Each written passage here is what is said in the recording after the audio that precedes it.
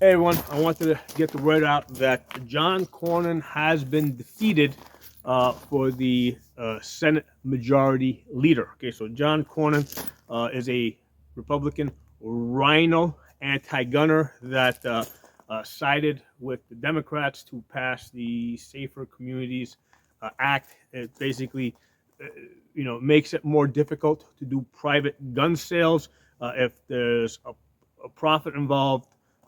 Basically, it has to go through an FFL. So the guy was bad for gun rights. Now, you might say, hey, I mean, does it matter at this point?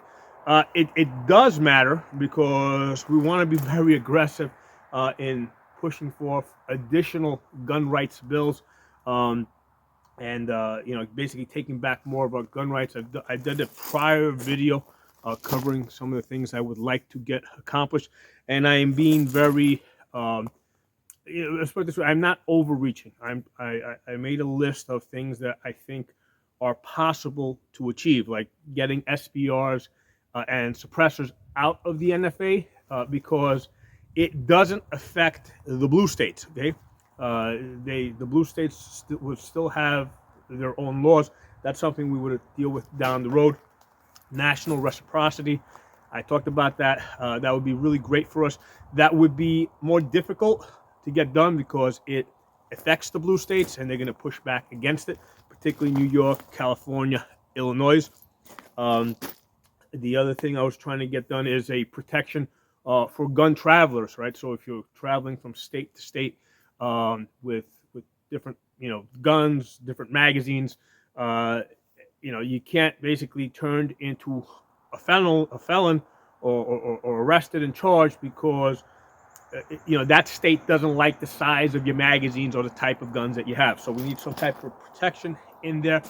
Again, I don't think this is completely unreasonable. There is something currently in federal law that protects travelers, but it doesn't go far enough. Other thing I'd like to get done is restoration of gun rights for people that have had convictions.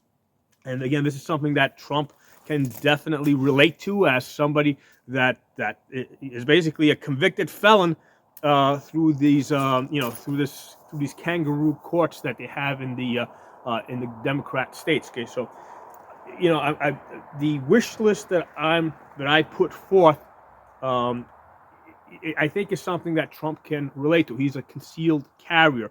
I don't think yet he's going to be he may not be that interested in getting suppressors and SBRs out of the NFA, but it is something that has been discussed a lot recently because of the ATF actions. It's something that he's aware of, so he might be willing to go along with that. Okay, and again, it doesn't affect the blue states, so I mean, I think that's a pretty low-hanging fruit. The other thing I'd like to get done is, I'd like to repeal the Hughes Amendment. The Hughes Amendment, basically, what it did back in '85 or '86 when it was passed, it prohibited the manufacture of new automatic firearms for the civilian market. Okay, so it freezed the number at that point, so no more additional ones could be added, which of course makes their price go up a lot, right? It's like something like $30,000 to get, just to buy a full auto now,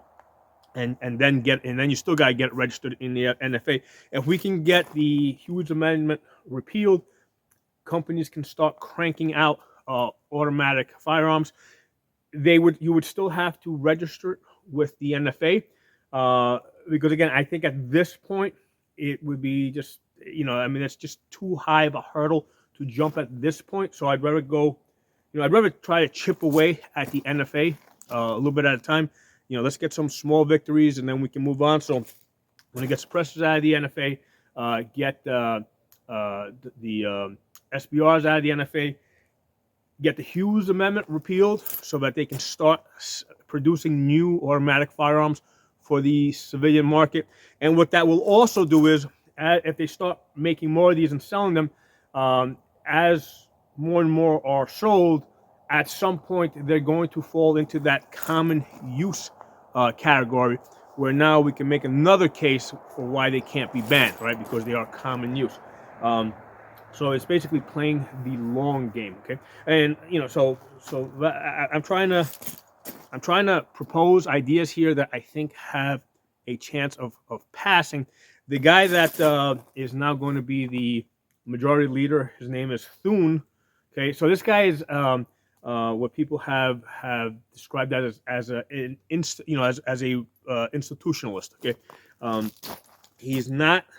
I mean, we're not going to see any radical changes from this guy. So that's why we gotta go after small victories that we can actually win. Um, the other thing to keep in mind here, and part of the reason why I did not want Cornyn to win, is because he sided with Democrats in the past against gun rights.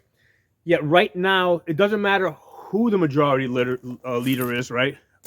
They're not going to do anything that goes against gun rights. But what happens if what happens in 2028? Let's say that Democrats take back control. Okay, if you have somebody like Cornyn, that's either the majority or the minority leader, he's going to be more willing to work with Democrats. Okay, so this guy Thune, he voted against the Safer Communities Act that Cornyn tried to push through. So I like this guy better. Okay, I don't like that he's an institutionalist, but I like him better. I think he's going to be better for us, not the best. I mean, there's plenty of other people I could think of in the Senate that are like a lot more hardcore gun rights, but he's not the worst. Okay, so just wanted to put that out there, and I wanted to make this a headline item.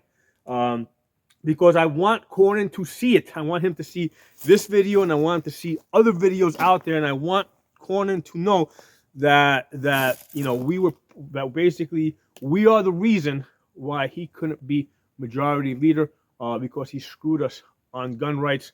We sent our emails, we made our voice heard, and I hope that part of the reason why he wasn't elected majority leader is because of input that we had. Okay, so drop some comments, let me know what you guys think. Talk to you all soon.